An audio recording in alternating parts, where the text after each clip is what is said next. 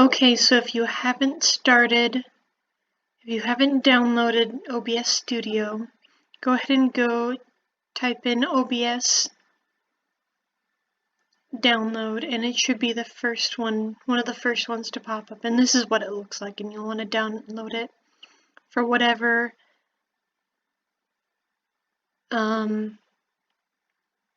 programming you have, whether that be Windows, Mac, or Linux. So once you have that downloaded, go ahead and open up OBS. It'll look something like this, just a blank screen.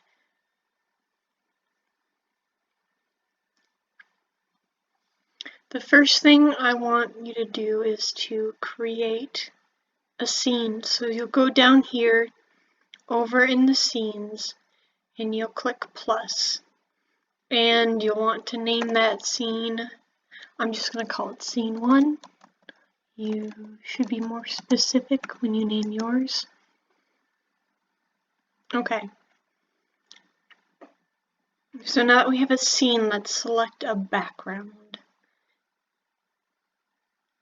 And you'll add a background by adding a source.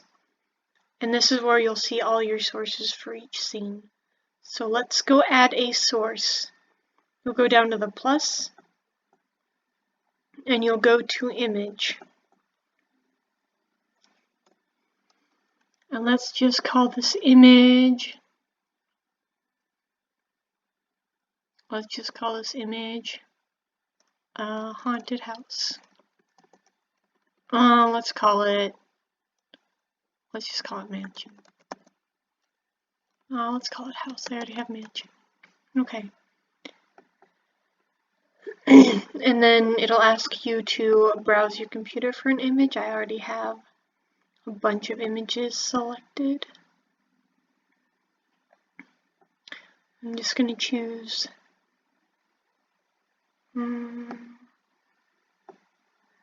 I'll just choose this one again.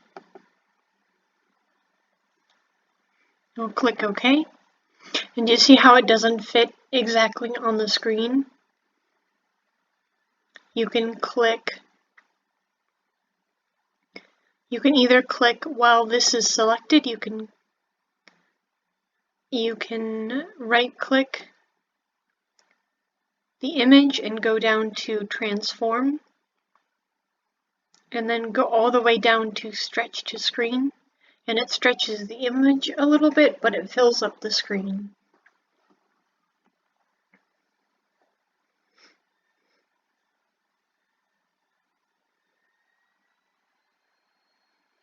And then if you want to, you can actually cut out certain areas of the image. If you press down Alt and click on the image corner, or that arrow, but now it's stretching it, it's not actually cutting it out.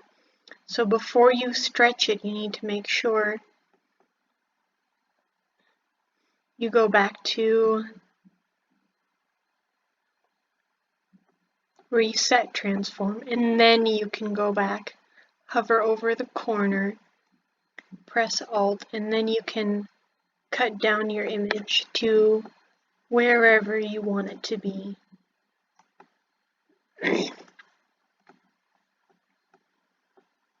But I'm just going to, for now, just to fill up the screen, I'm going to go down, transform again, and stretch to screen. Whoop, and I forgot to reset it back, so if you make a huge mistake, no big deal. Go to transform, reset transform, go back to transform again, stretch to screen. And now we've got our mansion filling up the whole screen. The next thing we're going to do is we're going to add a camera source to this scene. So we're going to go back down to sources, back down to the plus, add, and we're going to do video capture device. And we're going to go to create new. And if this is your first camera that you're adding, you're going to go to create new. But since I already have a camera, and since I'm adding the same person, I need to add existing. But I'll show you what happens when you add the same camera to a scene.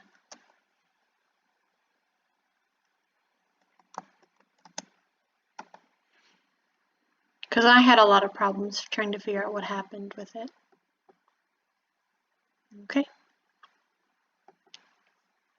Okay, so now I'm working in this one, but if I try to add the same source twice, then let's look at the study right now. You can see I'm frozen in the study because I have the same source in two different areas when I added a new source. So make sure, let's go back to scene 1. We're gonna delete this, right click, and then remove. And then we want to add video capture device. And then if you're adding the same people over and over again in multiple scenes, you don't want to add a new device every time you add the same person. So you're going to add existing, so I'm going to add me again. And accidentally moved the picture. And to keep yourself from moving the picture, you can lock the picture down so you don't accidentally click on it and move it.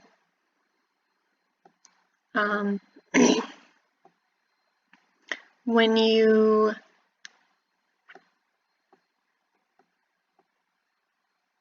I just froze again.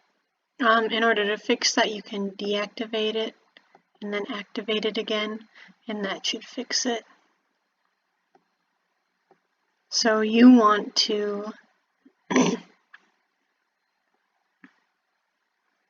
so let's figure out how to do the green screen next. You're gonna right click, you're gonna go to filters, and you're gonna add filters by selecting the plus at the bottom. I can't see it, and that might be a problem you have with your computer too, so you're just gonna make this smaller. Go to the plus, and you're either gonna select color key or chroma key. I chose chroma key in this instance because it was working better. And then since my background is blue, I'm going to choose blue. It's mostly blue. It's like a bluish green, but it's blue. And then the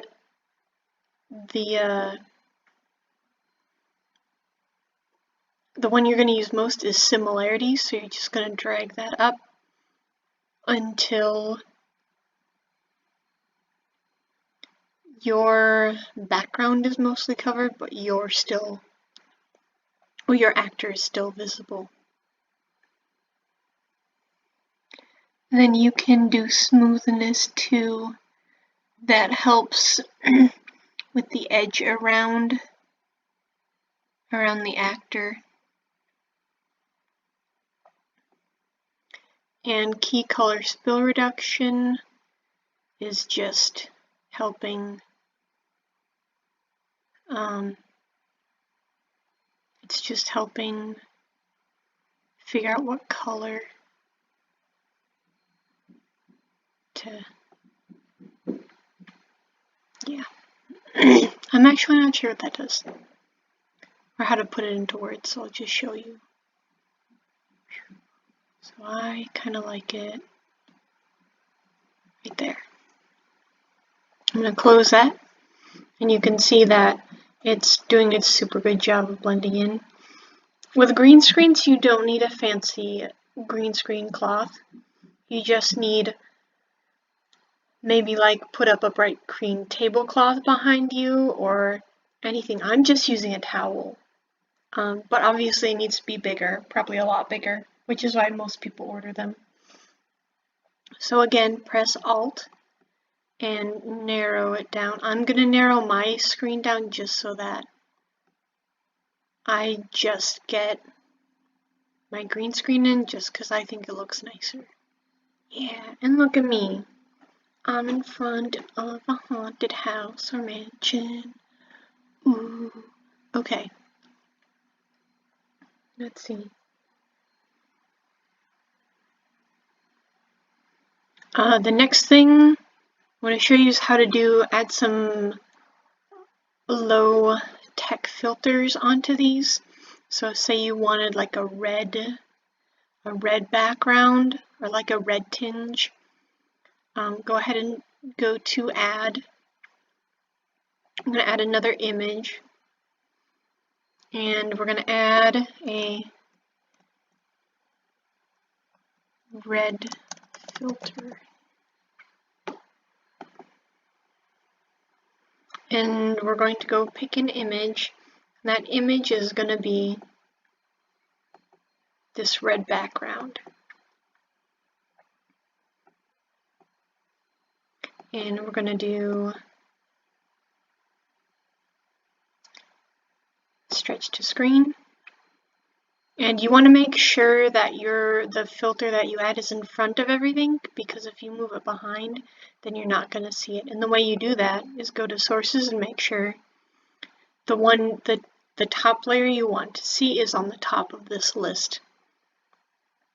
So next we're going to, while we have this clicked on, you can either right click or you can go to filters. And we're going to go down and we're going to add color key. And we're going to make this a little bit less opaque and more transparent. And let's see how that looks on there. It gives it like a little bit of a tinge. Gives it like a pinkish tinge. We want more red.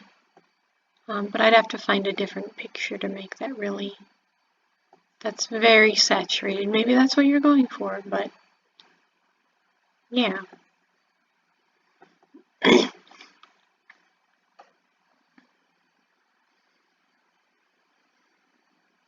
Alright, and then I'm going to show you how to add a sound effect now.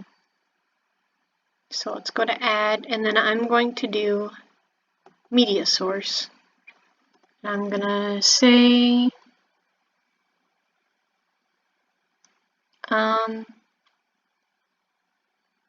cue noise and see what I can find. I'm going to browse. Let's look at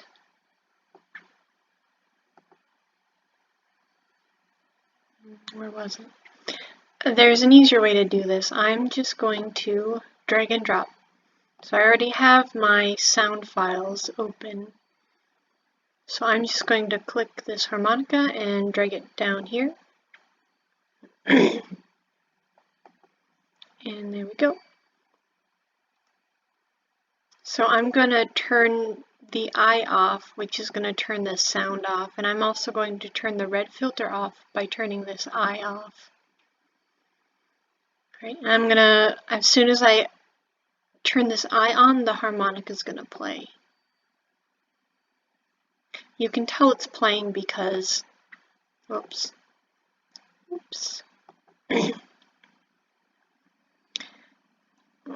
You can tell it's playing because right under here we have harmonica, and I'll replay it. You can tell it's playing because of this. You can't hear it because your monitor is off. So if you want to hear it, you have to go into settings and advanced audio properties. So you have to go to settings right in this little audio mixer right next to this harmonica wave on the opposite side. Go to advanced audio properties, and then you'll see this little line, this harmonica wave. You'll want to go across and make sure, if you want to hear it, that your monitor and output is on. So that way it's going both to you and both to the audience, to the output. before you just had your monitor off, so it was still going to the audience. But it's helpful if you hear it too.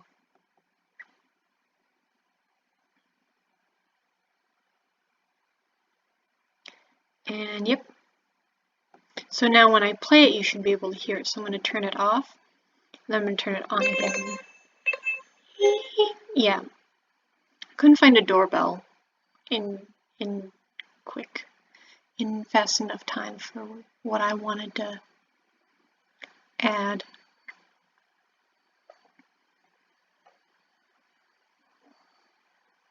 Yep. Alright, the next thing I'm going to go through is studio mode, which is what we should be using during the performance and during the tech rehearsals, or any rehearsals really, once we get to this point. So I'm going to start at my pre-show screen. So your layout is, this is what the audience will see, and this is what's going to come up next. This is what you see, or like the ASM or SMCs, whoever's running the show. So let's say this is the title screen, and then we want the first opening scene. So the outside of body manner is what we want.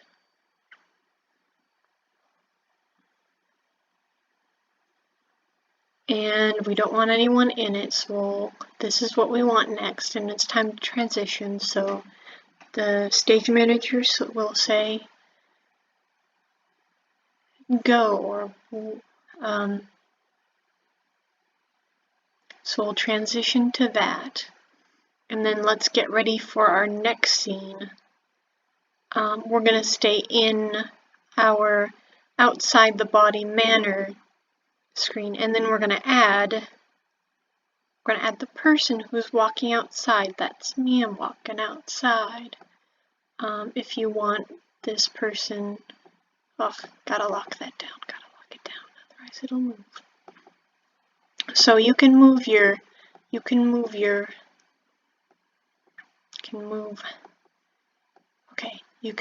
person now into a place where they need to be. So let's say they need to be here for the next scene. Instead of making a whole new scene, you can just move your person to where they need to be beforehand. And since they're on,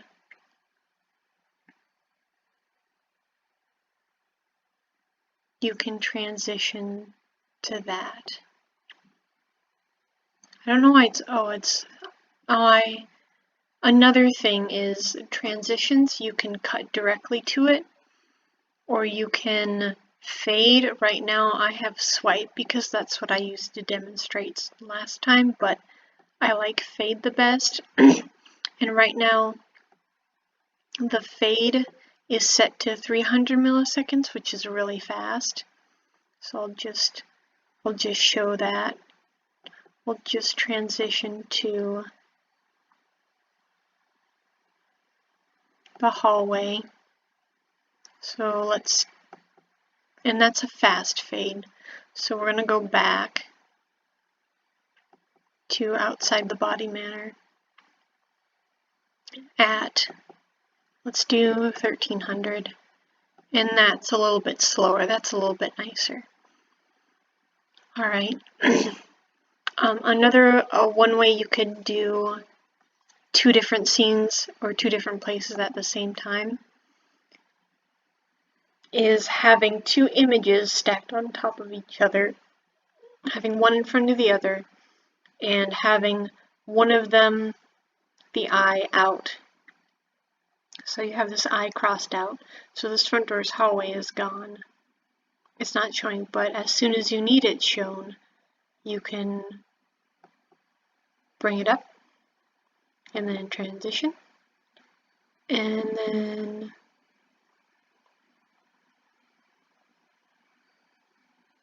yeah.